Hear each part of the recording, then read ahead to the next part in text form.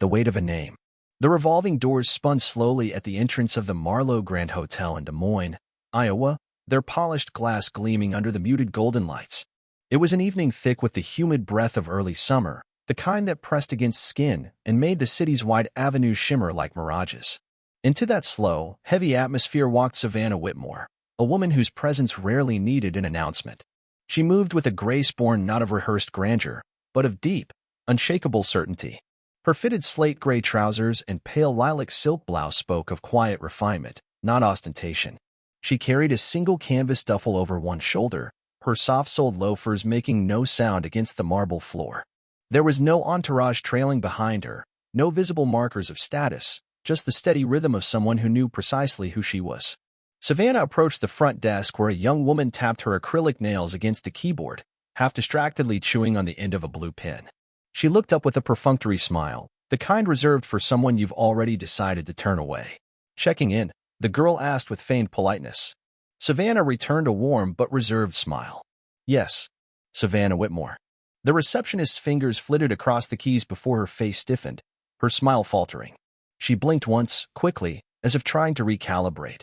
I'm sorry, Ms. Whitmore. I don't see any reservations under that name. Savannah simply nodded. No matter. I should have a suite available under the ownership block. The young woman hesitated. Her demeanor shifted almost imperceptibly, a tightening of the mouth, a slight straightening of her spine. Ma'am, unfortunately, we're at full capacity tonight. Only confirmed guests can be accommodated. The words fell heavy into the space between them. Yet Savannah's smile remained unbroken, as if she had been expecting precisely this. Her gaze shifted past the receptionist to the brass plaque mounted behind her, the one reading, Marlowe Grand Hotel, a Whitmore property. She turned back to the young woman, her voice smooth and unhurried. I understand. However, I am a guest. And more importantly, I am the owner. The receptionist's eyebrows twitched. For a heartbeat, she looked stunned, like someone who had just been told the sky was green. Then skepticism etched itself onto her face. You, on the Marlowe Grand? Savannah inclined her head. The receptionist muttered, I need to call the manager, reaching hurriedly for the desk phone. From the far side of the spacious lobby, two men in pastel golf polos glanced over their shoulders, sensing the shift in the air. One leaned toward the other, murmuring something under his breath. Moments later, a wiry man with a skewed tie and a clipboard emerged from the side office, his badge reading Assistant Manager Kyle Dermott. He approached with the strained brightness of someone trying to manage a situation already spiraling out of control. Good evening, he said, his voice pitched just a bit too high. I hear there's a reservation issue? The receptionist spoke before Savannah could reply. She claims she owns the hotel. Kyle's lips parted slightly in surprise, but he recovered quickly. Well, let's just sort this out, Ms. Whitmore, Savannah supplied calmly. Savannah Whitmore. You'll find my name on every executive memo and quarterly report. Kyle nodded awkwardly, adjusting his glasses. Please, give me just a moment to verify some details. He mumbled into his walkie-talkie and disappeared behind a side door, leaving Savannah standing at the counter. The air around her grew thicker. Security guards, subtle but unmistakable, appeared, one by the elevators, one near the coffee shop. Savannah felt the familiar burn low in her chest. Not anger, not yet, something deeper.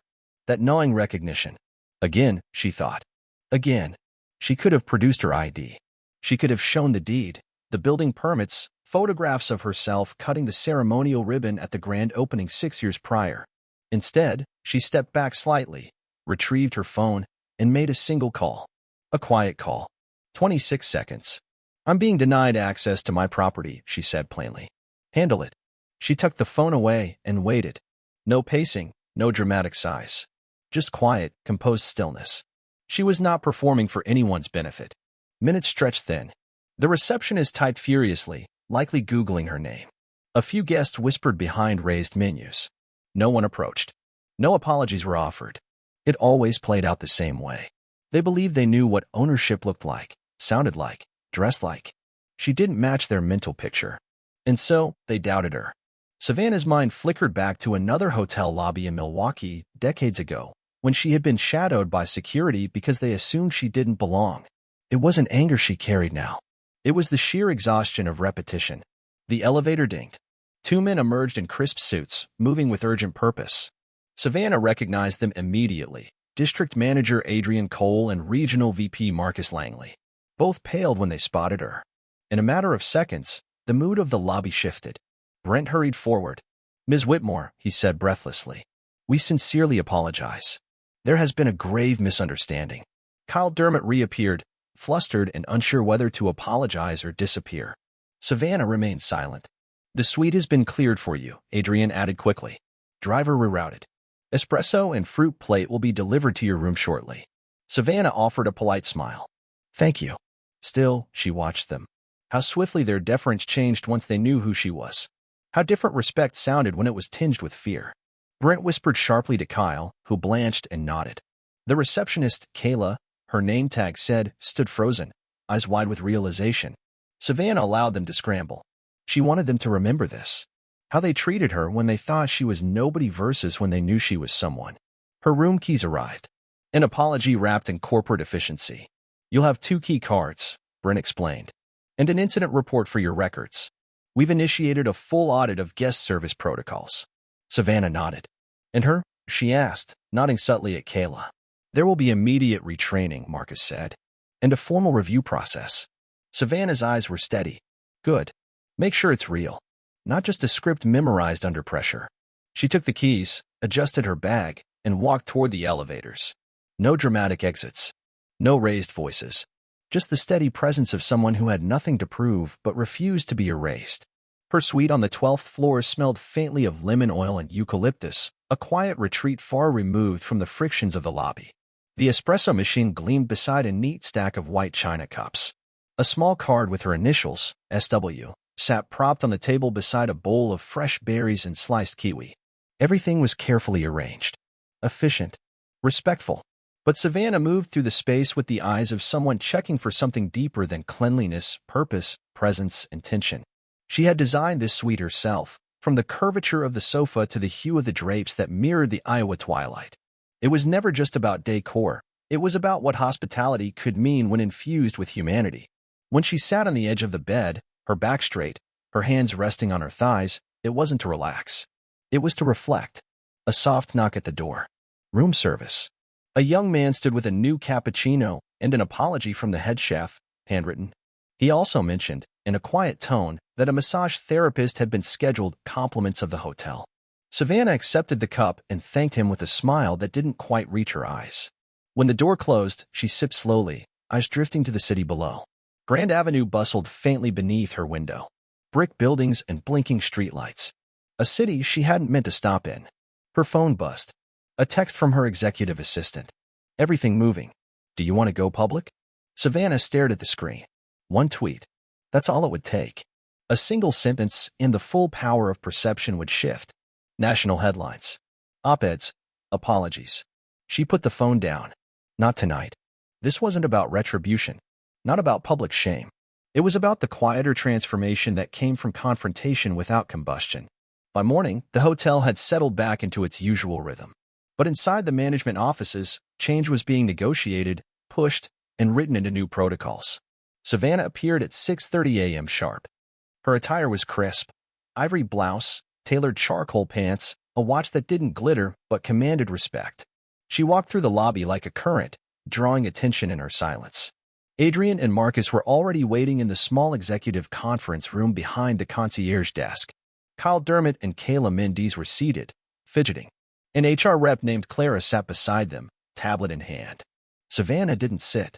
She stood at the head of the table. "I'd like to hear what happened last night, from your point of view." Her voice was quiet. Firm. Kayla looked down. Kyle shifted in his seat. I didn't think she was telling the truth," Kayla finally muttered. I was surprised. You didn't seem like someone who would own a hotel?" Savannah finished for her. Kayla nodded. "Yes, ma'am." "Did I raise my voice?" "No, ma'am." "Did I threaten anyone?" "No." Savannah turned her eyes toward Clara. "I don't want this to become a public flogging. I want accountability that produces change, not fear." Clara nodded. "Agreed. We've already prepared a corrective path." Adrian added, "Kayla will be removed from guest-facing duties until retraining is complete. Kyle will undergo an administrative review." Savannah finally sat. She turned to Kayla.